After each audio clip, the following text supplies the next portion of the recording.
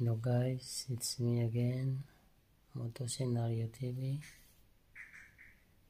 Kung baguhan ka at gusto mo itong video na to na gagawin ko ngayon, please like and subscribe at i-click mo na rin yung notification bell sa baba para ma-update ka sa bago kong video na upload. Ang nakarang video, in-upload ko yung mga pangalan ng mga parts ng ating carburetor. Ngayon naman, video ito, ituturo ko yung tinatawag nilang circuit.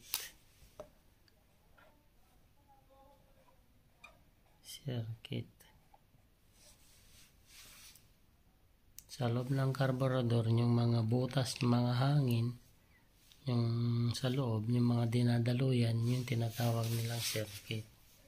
Ngayon, may mga iba-iba silang circuit. Importante rin na malaman natin para malaman natin kung saan nakakaroon ng problema at magiging magaling tayo magtono ng carburetor once na napanood mo itong video na to. Umpisa na natin. Ang unang-una na circuit ay yung tinatawag nilang starter range circuit. Starter range circuit.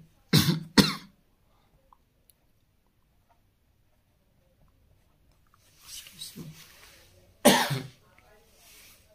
Ang starter range circuit, ito ay binubuo ng slow jet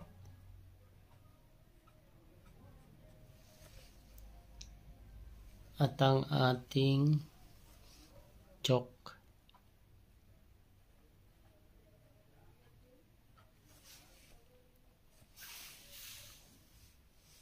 Sinasakal, choke. Sa susunod na video, i-explain ko kung ano yung kung paano ito gumagana. Yung pangalawa, ayan yung slow range circuit.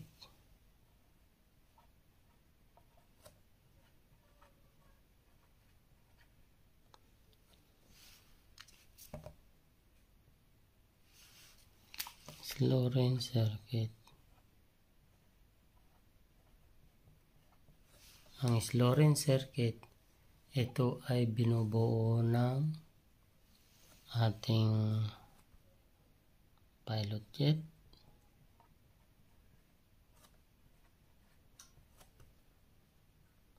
pilot screw,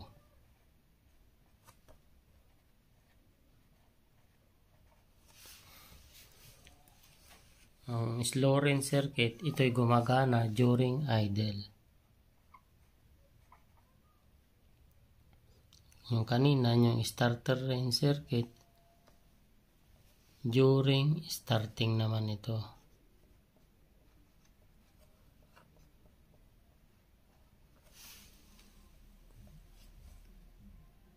Ang sumunod, mid-range circuit.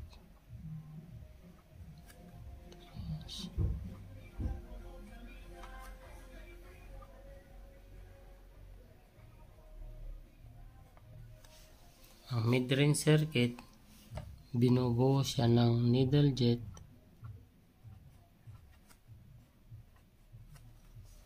at ang jet needle.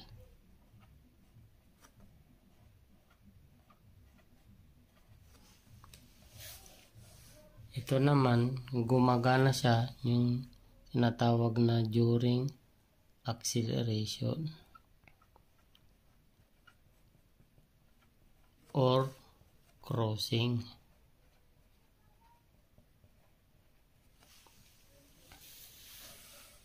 At yung pang-apat, yung panghuli, ito yung ating full range circuit.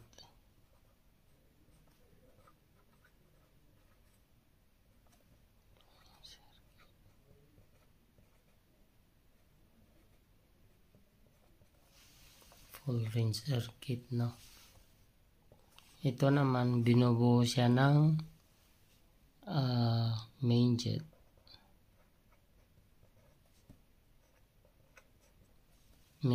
At saka siyempre yung naka full throttle na ito. Full throttle. Naka full throttle, no. Sa susunod na video, i-explain ko bawat isa-isang circuit, isa-isahin natin. Kasi importante ito na malaman nyo kasi hindi ka na mahihirapan, hindi ka na mag-aalinlangan, hindi mo na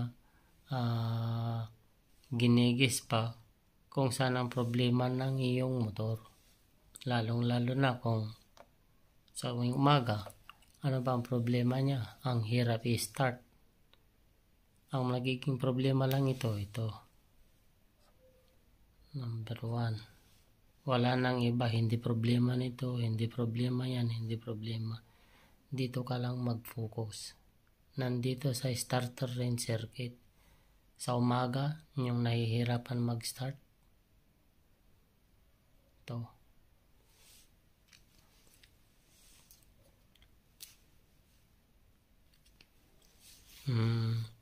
Sa next video natin, i-explain natin bawat isa-isa, no?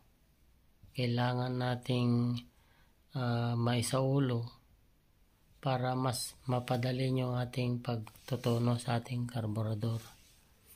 Ang magandang tono ng karburador ay nakikita natin sa kulay ng spark plug, no? Kung kulang ba ang binibigay ng karburador o sobra ang binibigay ng karburador. Maraming iba't ibang klase ng karburador pero iisa lang yung functionality nila. Yung tinatawag nilang ito ay atomizer.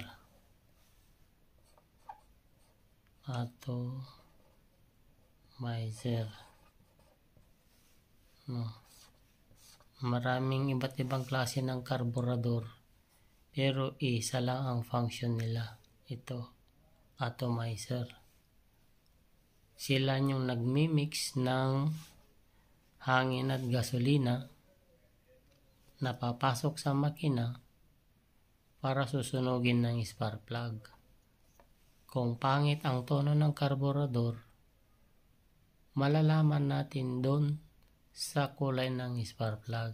At saka yung siyempre kung ano ang problema ng kung nahihirapan siya sa pag-start, sa pag-revolusyon, pangarangkada, o nabibitin siya pag naka-full gas ka na, malalaman natin dito. Kaya antabayanan nyo kasi mas maganda na naman yung ating i-discuss ulit sa ating tungkol sa ating karburador. At saka paalala ulit, kung gusto nyo itong video na to, please like and subscribe para makagawa pa rin ako ng maraming video tungkol sa ating motorcycle mechanic course. Iniisa-isa ko to, iisahin ko bawat detalye nito para maintindihan nyo ng maigi. Kasi importante yung karburador sa makina. Guys, salamat ulit sa panonood. Hanggang sa next video ulit, tatalakayin naman natin ito. Yung mga butas na yung tinatawag kong circuit. Kaya na ito. Starter range circuit, slow range circuit, mid range circuit, saka full range circuit. Sige, hanggang dito na lang. Hanggang sa next video ulit. Bye. Thank you again.